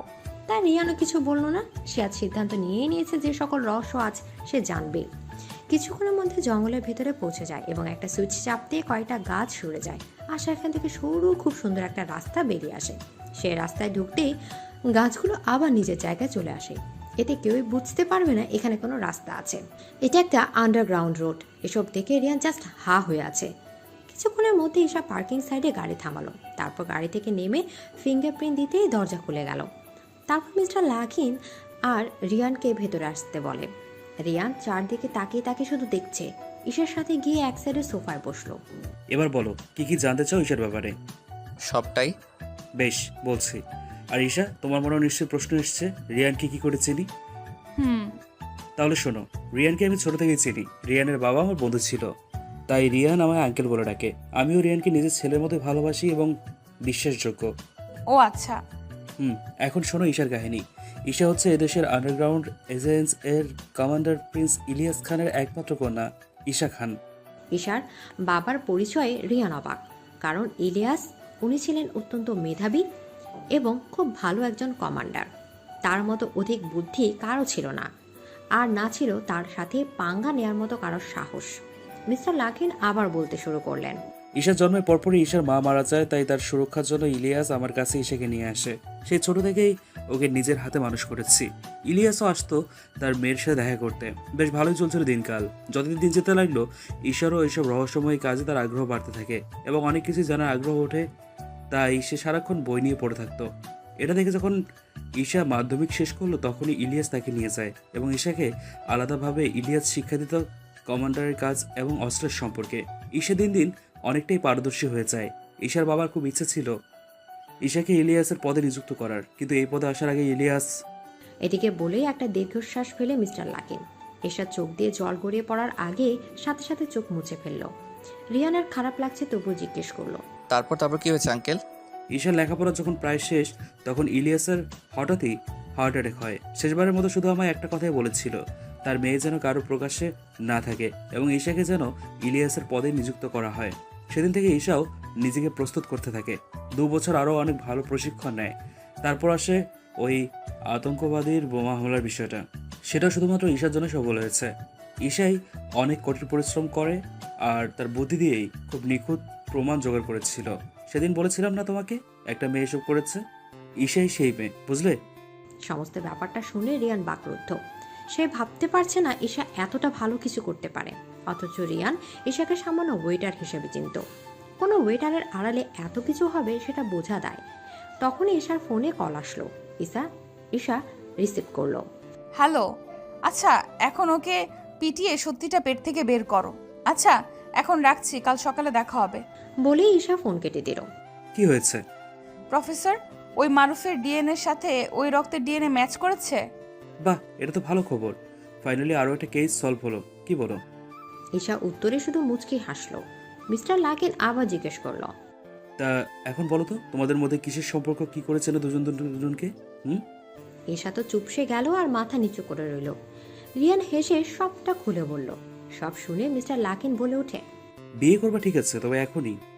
মিস্টার লাকিন এর কথায় ঈশা আর রিয়ান হতবাক। কি বলতে চাইছে মিস্টার লাকিন? মানে? তোমার জীবন বিপদে আছে ঈশা। তোমার আর রিয়ানের বিয়ে পাবলিকের সামনে হওয়াটা খুবই সমস্যার, তাই বলছি আমার কথা শোনো।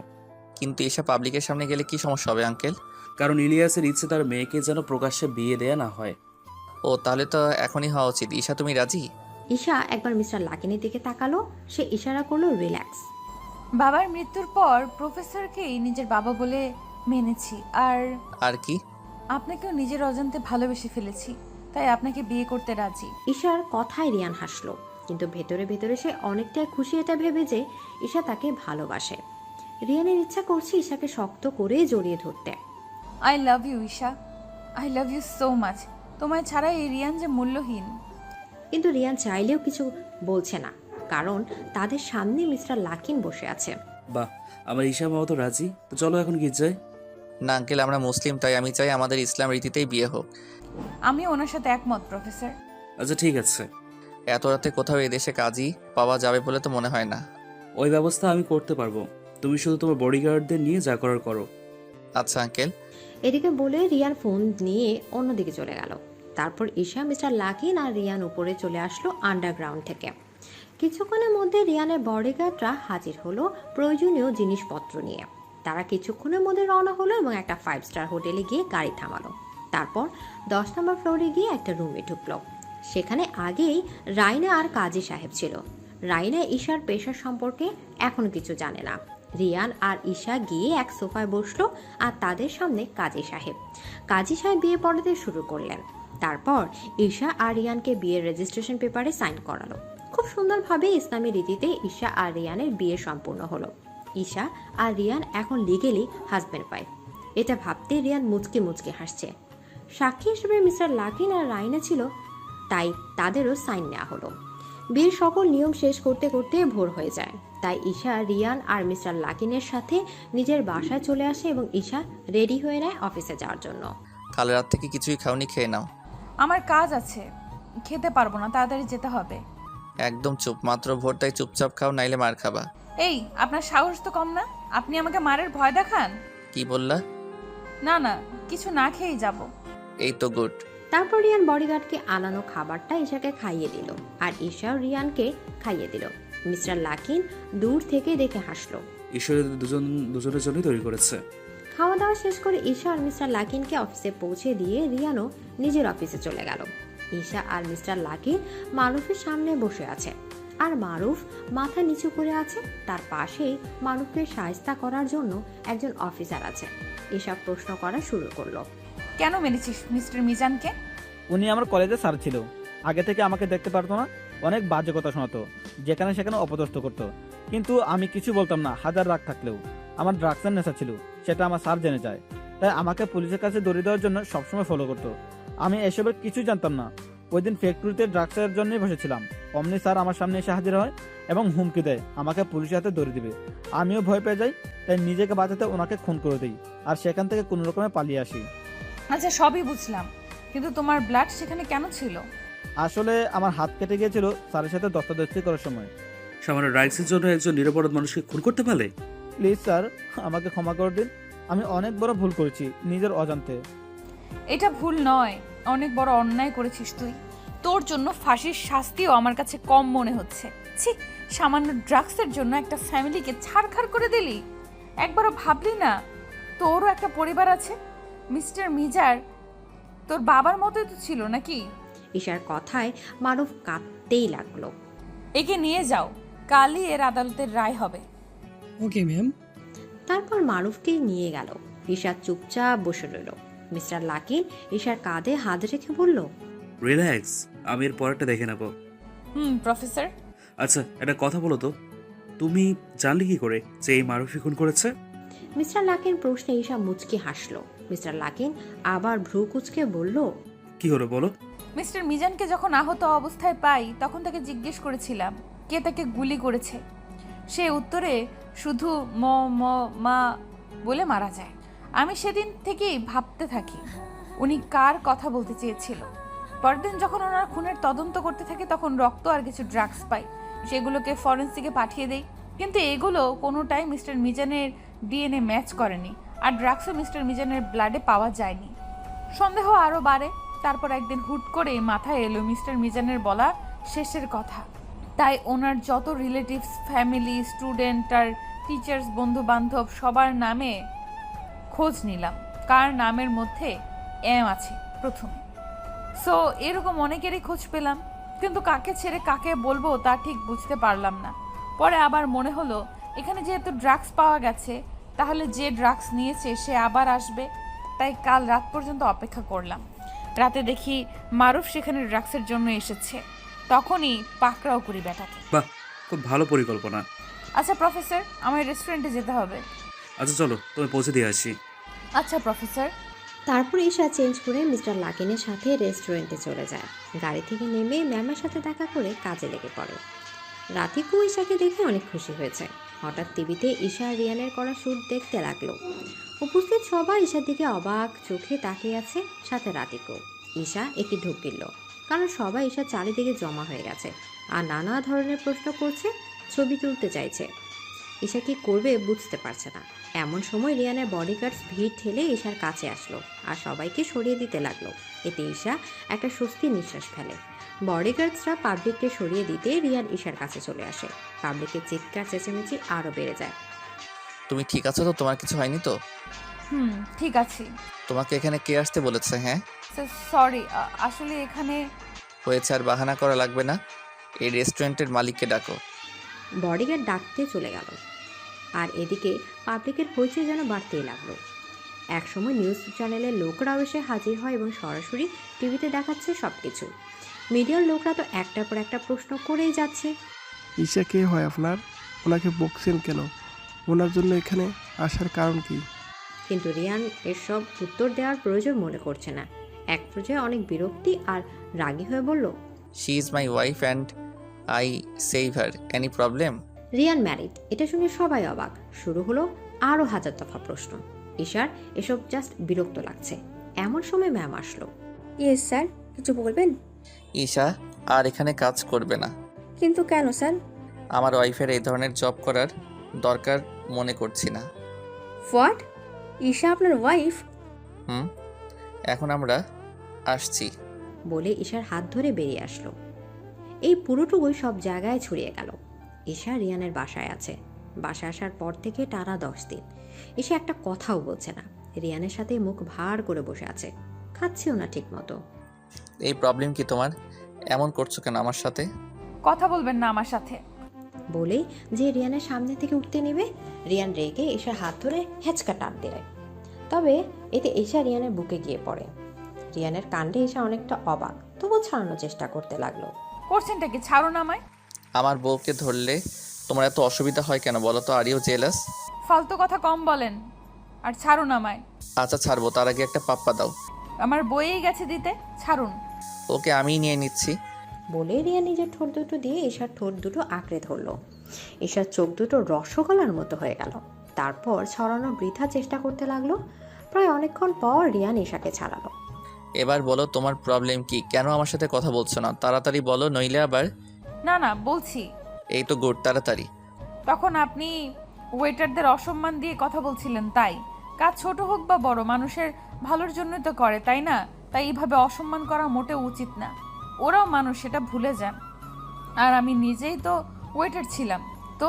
আচ্ছা বাবা, ভুল হয়েছে, এবার তো কথা বলো। শাস্তি পেতে হবে। আবার কি শাস্তি? কান ধরে উঠবস। হোয়াট? মিস্টার রিয়ান হার্শ, যা বলছি করুন। আমি কিন্তু কমান্ডার, চাইলে আপনাকে সব কিছু করতে পারি, এমনকি আপনার কোম্পানিকেই নিজের করতে পারবো। যথাজ্ঞা ম্যাডাম, যদি আমার কোম্পানি চলে যায় তাহলে এমন শুকনো কাঠ বউটাকে কি খাওয়াবো? কি বললেন? আমি শুকনো কাঠ? তা নয় তো কি। দাঁড়ান, দেখাচ্ছি মজা। বলে ঈশা রিয়ানের পিছু ছুটতে শুরু করলো। পুরো বাড়ি দৌড়ালো। পরে রুমে এসে বালিশ নিয়ে টানাটানি শুরু হয়ে যায়। ফলে সব তুলোগুলো দিয়ে পুরো রুম ভরে গেল। ঈশা রিয়ানকে ধাক্কা দিয়ে তুলোতে ফেলে দিল আর খিলখিল করে হাসতে লাগলো। আমাকে রাগানোর শাস্তি এটাই। বলেই হাসতে লাগলো ঈশা। আর রিয়ান কিছুটা বলে উঠল, আমাকে রাগানোর শাস্তিও তোমায় দেখাচ্ছি। বলে ঈশাকে টেনে ফেলে দিল। আজ দুইজন খুব খুশি। হাসতে হাসতে একজন আরেকজনের দিকে তুলো ছুটছে। এর মধ্যে রাইনা এসে রুমের অবস্থা দেখে অবাক। এই তোরা কি বাচ্চা? এই কি অবস্থা করেছিস রুমের? ফাসলামোর একটা সীমা থাকা উচিত। ও তাই নাকি? বলেই রাইনাকে এনে তুলোর বিছানায় ফেললো। রিয়ান আর ঈশা তো হাসতে হাসতে শেষ, রাইনা তো রেগে মেগে শেষ। এই চলছে তাদের জীবন। ঈশা এখন একজন মডেল হিসেবে পরিচিত, তবে রিয়ান ঈশাকে তেমন করতে দেয় না, আর নিজেও খুব কম করে। করলেও ঈশাকে নিয়ে করে। আর ঈশার তো ডিটেকটিভ আছেই, আর রিয়ানের অফিস। ব্যস্ততার মাঝেও তাদের দুজনের ভালোবাসা এক ফোঁটা কমেনি। হাজারো ব্যস্ততা থাকলেও দুজন দুজনকে বিভিন্ন কাজে হেল্প করে এসেছে। এর মাঝে ঈশা প্রেগনেন্ট হয়। খবরটা শুনে রিয়ানকে যে কি খুশি ভাষায় প্রকাশ করার মতো না। 5 বছর পর। হে পাপ্পা, জানো আমি ওত মাম্মামে মুতু কোলে মডেল ছেতেছি। কামি তো আমার আতুংকুলা পুতুংটা কুলেতে। বাহ, আমার আম্মুটা তো দেখছি খুব জিনিয়াস। ও আত্তা পাপ্পা, মাম্মা এখনই আতে নিতেনু। কিছুক্ষণের মধ্যে চলে আসবে সোনা। এই তো আমি মাম্মামের কাছে চলে এসেছি। ঈশাকে দেখে ইফা রিয়ানকে ছেড়ে ঈশাকে শক্ত করে জড়িয়ে ধরল। তুমি খুব পসা, আমালে তেলে কোথায় যাও? কত মিট কলি তোমালে দানো। মিস ইউ টু সোনা। এই দেখো আমি চলে এসেছি। ঠিক আছে ঠিক আছে। এখন মাম্মাকে একটা কিস দাও। ইফা ঈশাকে একটা পাপ্পি দিল আর ঈশাও দিল। এসব দেখে রিয়ান বলল, বাহ বাহ, মাম্মামকে পেয়ে পাপ্পাকে ভুলেই গেছে। না পাপ্পা, তুমিও অত, আমার মাম্মা তো তোমালেই মাম্মাম। ইফার কথা শুনে ঈশা ঠোঁটে কামড় দিল। রিয়ান তো এতে রেগে গেল। ওইটা তোমার মাম্মাম, আমার না। ওইটা আমার বউ, বুঝলা? বউ কখনো মাম্মাম হয় না। খাম্মাও কি হয় না? ইফার কথাতে ঈশা তো হাসতে হাসতে পড়ে যাচ্ছে, আর রিয়ান তো আরো রেগে গেল। কি বললে খাম্মা? তারাও দেখাচ্ছি মজা। বলে বাবা মেয়ে পুরো বাড়ি দৌড়াতে লাগলো। আর ঈশা সেখানে দাঁড়িয়ে হাসতে হাসতে বসে পড়ল। সত্যি এই দুটোকে নিয়ে আর পারি না। রাতে ঈশা শুয়ে আছে। যেই রিয়ান ঈশার পাশে শুলো, অমনি ইফা রিয়ানকে ধাক্কি দুজনের মাঝখানে এসে শুলো। রিয়ান নিজের ফেস অসহায় করে বলতে লাগলো, হে আল্লাহ, কি দুশমনি করে আমাকে এমন এক বজ্জাত মেয়ে দিলা যে কিনা একটুর জন্য বউয়ের ধারে কাছেও যেতে দেয় না। ইফা, একটা কথা বলো তো, তুই কি সত্যি আমার মেয়ে হয়ে বাবার সাথে এত শত্রুতা কিসের? আমি তোমার মেয়ে না, আমি আমার মাম্মামের মেয়ে। বলে ঈশার গায়ে হাত পা দিয়ে ঘুমিয়ে পড়লো। আর ঈশা তো হাসছে রিয়ানের অবস্থা দেখে। এটা প্রতিদিনের রুটিন। সারাক্ষণ ঈশাকে নিয়ে বাবা আর মেয়ের ঝগড়া লেগেই থাকে। ঈশা তো এদের দুজনের কাহিনী দেখতে দেখতে বিরক্ত। খাওয়ার সময়, ঘুমানোর সময়, ঘুরতে যাওয়ার সময়, বলতে গেলে দিন রাত 24 ঘন্টায়। রিয়ান ইফাকে একটা ধমক দিলে ইফা 2টা দেয়। তবে যতই ঝগড়া হোক দুজন আবার মিলেও যায়। বেঁচে থাকুক এমন খুনসুটি ভালোবাসা, আর ভালোবাসার পরিবারগুলো এরকমই দুষ্টু মিষ্টির মতোই হোক।